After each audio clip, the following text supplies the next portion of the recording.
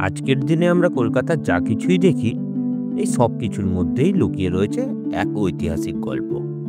এই যেমন ধরুন শ্যামবাজার, সকল বাঙালিরই চেনা পরিচিত একটি জায়গা। কিন্তু এই শ্যামবাজার নামকরণ কিভাবে হয়েছে তা আজও মানুষের অজানা। ইতিহাস ঘাঁটলে কত তথ্যই না জানা যায়। চলুন আজ তারই গল্প শুনে নিই। সে অনেককাল আগের কথা। ইংরেজ ইস্ট ইন্ডিয়া কোম্পানি সুতানুটি অঞ্চলে তখন ঘাঁটি গেড়েছে। সেই সময় কলকাতাতে ছিল একাধিক বাজার। সেই সময় থেকেই উল্লেখ পাওয়া যায় শ্যামবাজার আর শ্যামপুকুর থানার।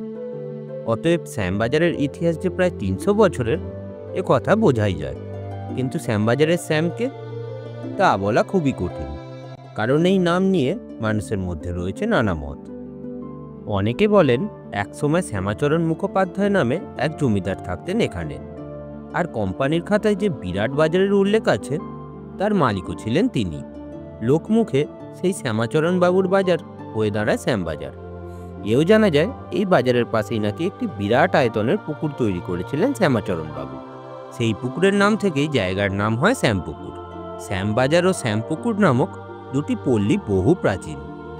১৯৪৯ খ্রিস্টাব্দের সরকারি কাগজপত্রে শ্যামবাজার নামক পল্লীর অস্তিত্ব পাওয়া যায়। এ কথা লিখেছেন রঙ্গলাল বন্দ্যোপাধ্যায়। আবার অপরদিকে কিছু মানুষ মনে করে আরজিকর রোডের কাছে থাকা বল্লভ পরিবারের সবচেয়ে বিখ্যাত মানুষ শ্যামাচরণ বল্লভের নামেই নাকি এই নামকরণ। ইংরেজ আমলে নাকি কলকাতার বুকে তিনি বেশ বড়সড় পাটের ব্যবসা করতেন। দুর্ভিক্ষের সময় দুস্থদের আহার আর চিকিৎসার ব্যবস্থা করেন শ্যামাচরণ বাবু। প্রতিষ্ঠা করেন একটি ইংরাজি উচ্চ বিদ্যালয়েরও। কিন্তু এই শ্যামাচরণ বাবু ছিলেন ১৯ শতকের শেষ দিকের মানুষ, তাই মানুষের এই ধারণা খুব একটা যুক্তিযুক্ত নয়, তা বলাই চলে। ঠিক তেমনই আর একটি মত পাওয়া যায় এই নামকরণের পিছনে। সেটা কিন্তু বেশ ঐতিহাসিক তথ্য সমৃদ্ধ। সময়টা সেই ১৭ শতকের মাঝামাঝি, পলাশির যুদ্ধের কিছু আগে। কলকাতায় তখন বেশ কিছু বাঙালি জমিয়ে ব্যবসা করছেন। তাদেরই একজন শোভারাম বসাক। শোভাবাজার অঞ্চলটির নাম নাকি তার নামানুসারেই। শোভারামের বাড়ির কুলদেবতা ছিলেন শ্যামরাই বা শ্যামচাঁদ।